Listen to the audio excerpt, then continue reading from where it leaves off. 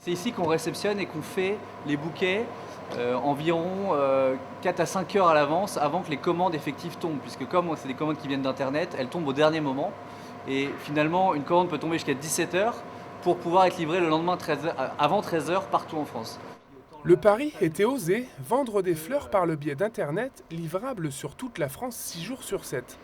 Nicolas Bigot a été récompensé récemment par Carrefour Entreprise Sarthe. La structure accompagne et aide les projets novateurs et créateurs d'emplois.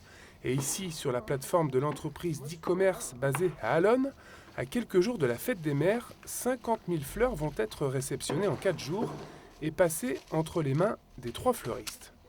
En ce moment, sur le mois de mai, qui est la période de la fête des mères très importante, on va être autour de 1000-1200 bouquets à peu près.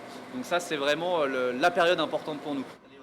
Les fleurs arrivent ici tous les jours et sont conservées entre 3 et 5 degrés avant leur départ.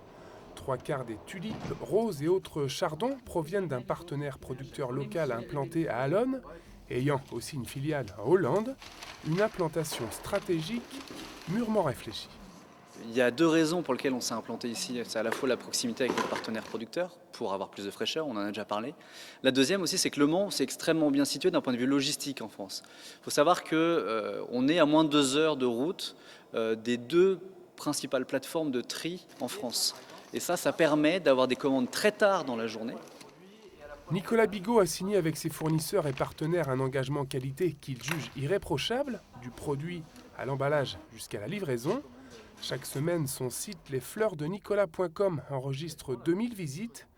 Et si les bons débuts sont confirmés, le jeune entrepreneur n'exclut pas d'embaucher à nouveau.